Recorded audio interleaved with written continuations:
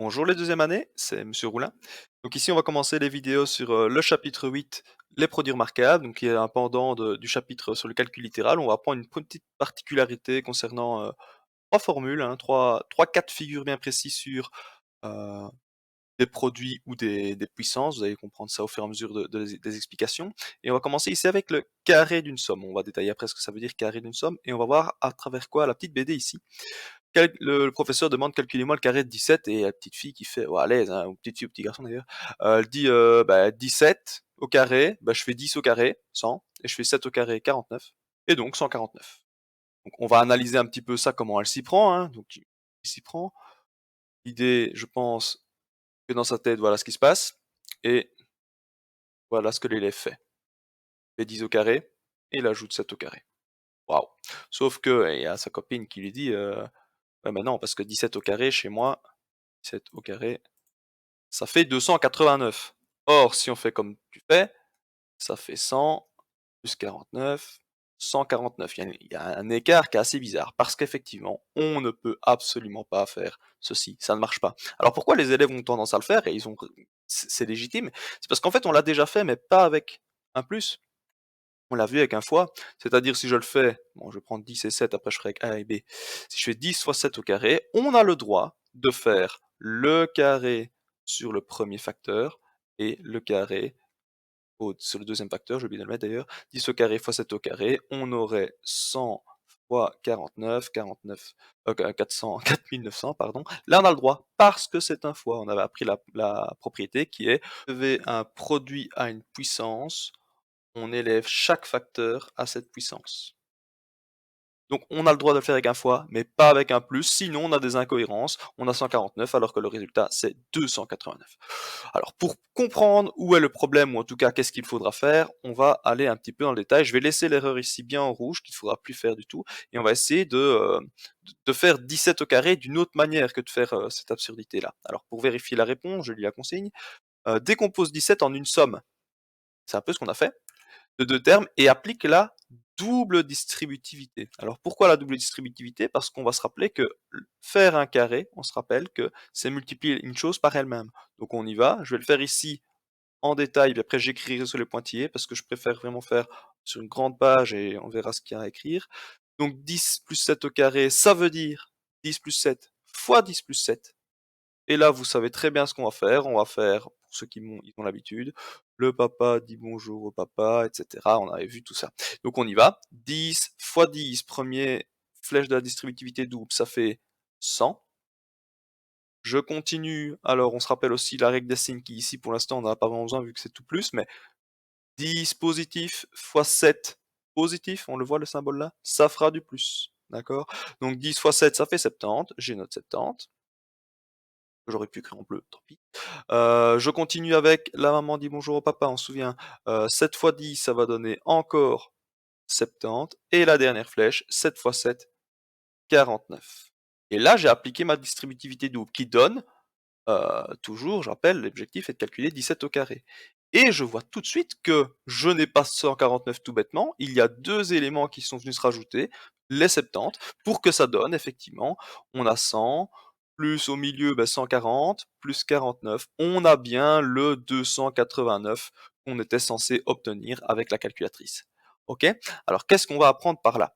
C'est que entre l'erreur du premier élève et notre raisonnement, il y a une différence. Et cette différence, on va essayer de trouver un truc pour quand même se donner une technique pour faire tout ça plus rapidement plutôt que de toujours passer par une distributivité double.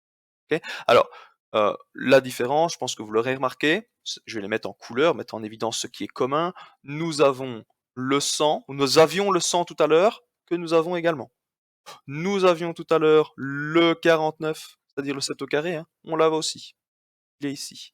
Ce qu'il y a de plus, et qu'il faudra ne pas oublier, c'est ce fameux 140 qui provient de 70 plus 70, et on va essayer de trouver une manière d'arriver à ça beaucoup plus rapidement que de toujours faire cette distributivité double. Alors ce qu'on va faire, c'est, on va découvrir ça de manière géométrique, car déjà là, je pense que vous le sentez, mais la question qui va arriver, c'est comment on a ces 2 septante? C'est-à-dire d'où ils viennent? Comment je pourrais les avoir plus vite? Et pour ça, je préfère vous le montrer de manière géométrique. Donc ce qu'on va faire ici, c'est je vais compléter le point 1 et on va essayer de compléter aussi le point 2 oralement pour écrire ensemble. À tout de suite.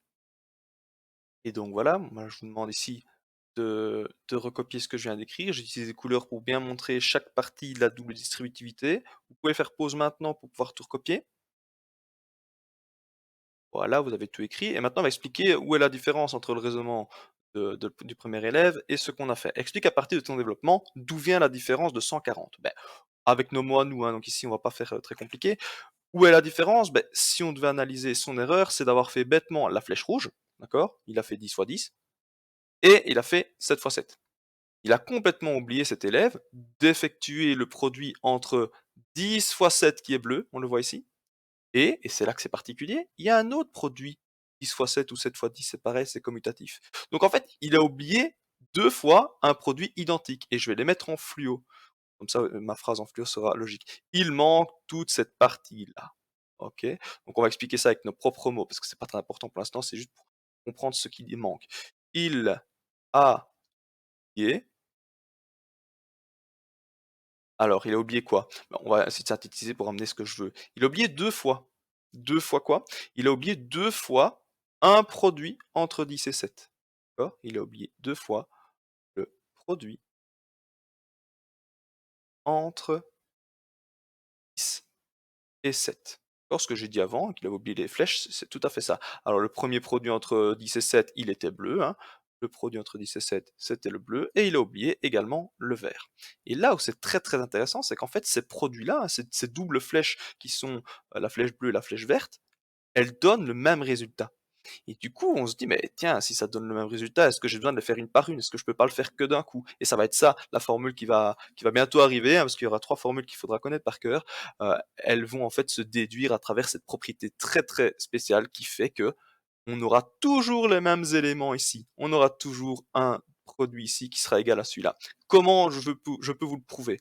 Avec un aspect géométrique. Évidemment, je le ferai tout à l'heure avec des lettres, hein, pour vous prouver qu'en mathématiques, on veut prouver quelque chose, c'est toujours avec des lettres, on généralise, mais ici avec une situation. Ce que je vais vous demander, et moi je vais le faire en mode Barlos pour l'instant, je ferai tout propre après.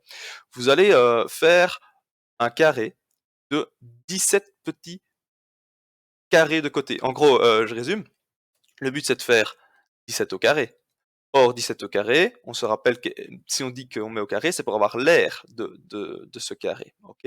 Donc je vais vous demander de tracer un segment ici de 17 décomposé en deux morceaux. Alors le premier morceau fera 10. 1, 2, 3, 4, 5. Désolé, je compte, ne voyez pas ma souris, excusez-moi. 1, 2, 3, 4, 5, 6, 7, 8, 9, 10. Waouh, chance. Donc ici, j'ai mon morceau de 10. On se souvient que on va faire 10 et 7. Je continue à partir de là. 1, 2, 3, 4, 5, 6, 7. J'arrive ici. Hop. J'ai donc mon morceau de 17 qui est bien décomposé en deux grands morceaux. On prend ma longueur 17 décomposé en 10 plus 7. Vous faites pareil horizontalement. Ok, moi je suis en barlow, ce sera propre après. Et, euh, et le but c'est de construire le carré.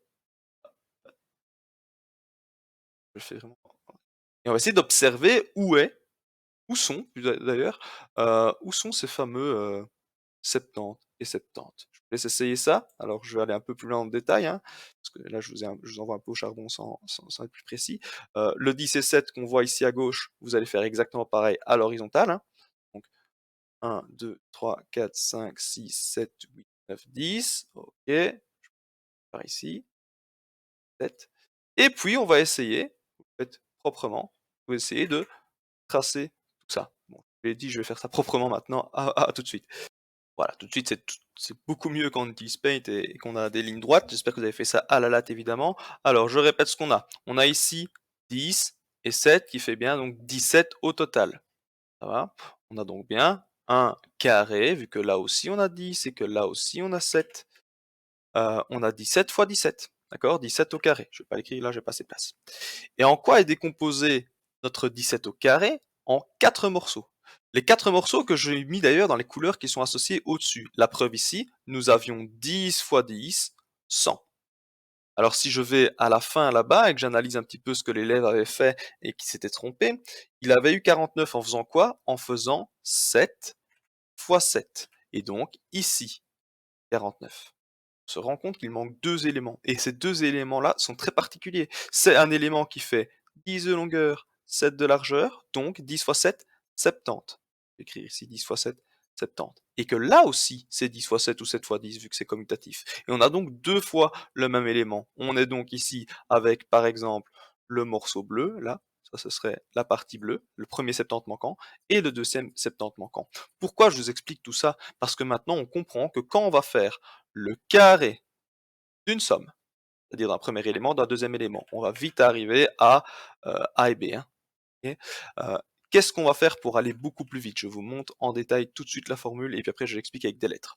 Nous allons tout à fait, comme le premier élève, mettre le carré sur 10. On va donc avoir 10 au carré. Ça, il n'y a pas de souci. Je le dis tout de suite, même si je le fais pas tout de suite, on fera aussi 7 au carré pour avoir notre 49. Mais je vais pas le faire tout de suite. Pour la simple et bonne raison qu'au milieu, je vais mettre un élément que souvent j'oublie. Et c'est pour ça que je préfère le mettre au milieu pour ne pas l'oublier. Quel est cet élément? Je dois obtenir 70 une première fois et une deuxième fois. Donc, en mathématiques, quand j'ai deux fois la même chose, ben, je pense que j'écris deux fois. Deux fois, deux fois quoi? Deux fois le produit de ces éléments-là, du 10 et du 7. La preuve, je vais écrire donc deux fois 10 fois 7. Peut-être que ça vous paraît compliqué, mais tout à l'heure j'ai fait 70 une première fois, 70 une deuxième fois. Désolé, mais ça, 2 fois 10 fois 7, c'est pareil. Et ça me permettra d'aller beaucoup plus vite. Et seulement à la fin, et vraiment seulement à la fin, j'ai casé ça au milieu pour ne pas l'oublier, je ferai mon 7 au carré. Ce qui donnera donc 10 au carré, donc 100, plus le 140 qu'on a, vous voyez qu'on l'a beaucoup plus vite finalement, et le 49, ce qui fait bien 289. Alors comment appliquer ça avec, avec des lettres et donc comment retenir cette formule? C'est parti, je vous montre tout ça sur la feuille suivante. Avant ça, je vois qu'on va faire l'exercice 4 où on va calculer 23 de la même manière et sans utiliser, heu, heu, une illustration géométrique, je vais y arriver. Je dois faire 20 plus 3 au carré. Ça, on l'a compris. Soit je fais double distributivité, bla bla bla bla, c'est long.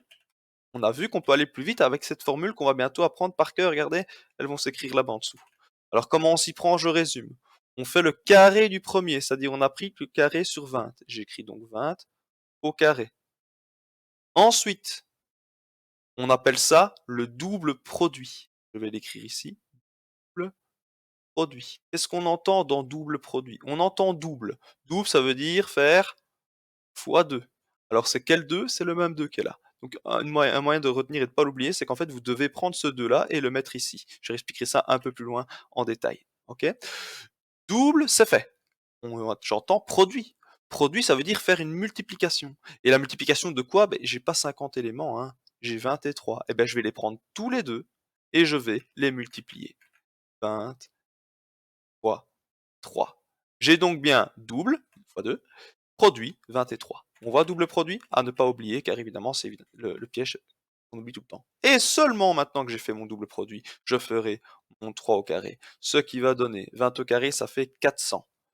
2 fois 20, 40, 40 fois 3, 120. Et 9, ce qui fait donc un total de 529. On vérifie la calculatrice qui est à ma disposition ici. Est-ce que 23 au carré, ça fait... Oh, je m'y occupe. 53 au carré, il est là le carré.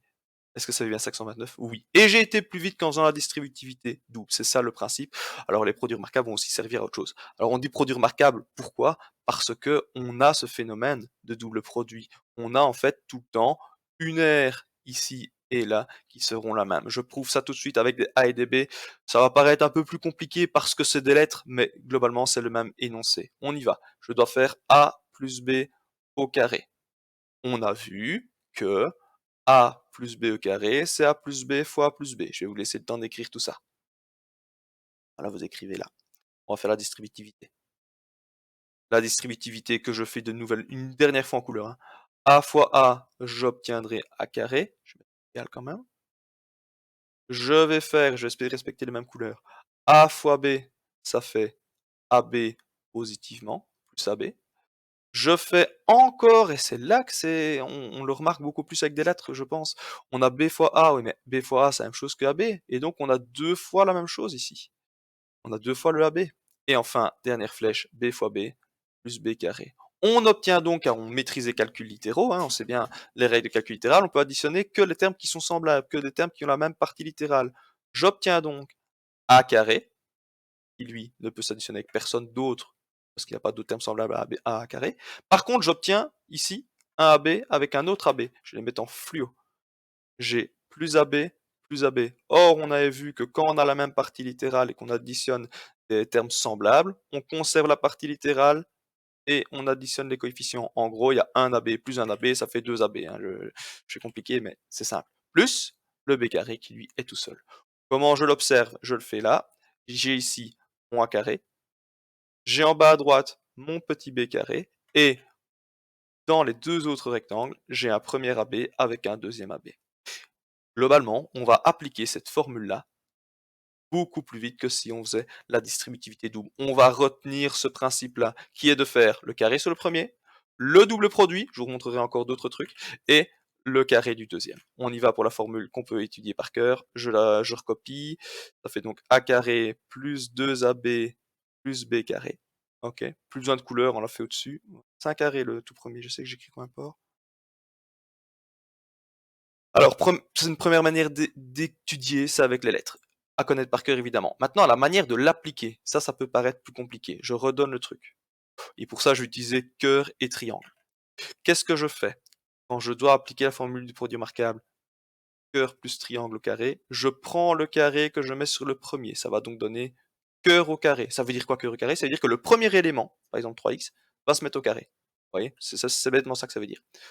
Ensuite, on va toujours mettre plus. Et là, je vais vous donner déjà le truc pour la deuxième formule, c'est qu'en fait, on met le même symbole que ce qu'il y a là. On met le même symbole du milieu. Pour l'instant, ça fonctionne comme ça. Il y aura des petites différences quand on sera en troisième, mais globalement, même, écoutez ce que je dis bêtement, c'est le plus qui est là. Au milieu, on me parle, et là, il faudra l'écrire dans votre feuille de théorie, double produit. Je rappelle une deuxième fois ce que c'est double produit. Double, ça veut dire que vous faites deux fois. Ce 2 qui est là que je suis en train de repasser en noir, vous le mettez ici. 2. C'est le même, 2. Puis produit, donc là j'ai fait double. Puis après j'entends produit. Je vais donc multiplier les deux informations qui sont présentes. Alors le plus on le met plus, hein. Le plus c'est fait, il est là, il est noir, donc c'est fini. Là qu'est-ce que je vais faire maintenant? Je vais mettre le cœur, c'est un beau cœur, fois, on entend produit, le triangle. Je multiplie donc 2 par cœur et par triangle. Une fois que j'ai fait mon double produit, je peux seulement appliquer mon carré sur le deuxième élément, qui est dans ce cas-ci triangle. J'ai donc triangle au carré. Ok? La formule ici à droite, on l'a déjà faite tout à l'heure, je la recopie.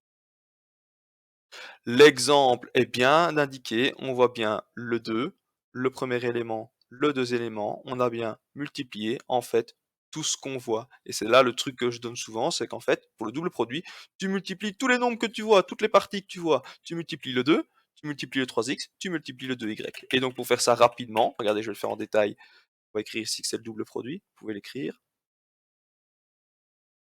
Pour le faire plus rapidement, pardon, on multiplie ceci, ceci, ceci. Ça fait donc 2 fois 3 fois 2. Et on peut faire ça tout d'un coup. 2 fois 3, ça fait 6. 6 fois 2, ça fait 12. Ensuite, vu qu'on multiplie, c'est 12 que j'écris.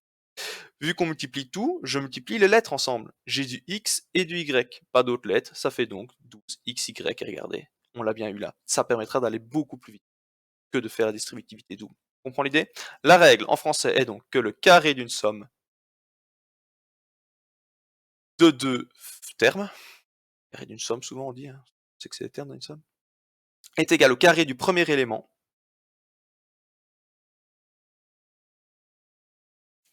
augmenté, donc c'est-à-dire qu'on fait plus, du double produit, au double,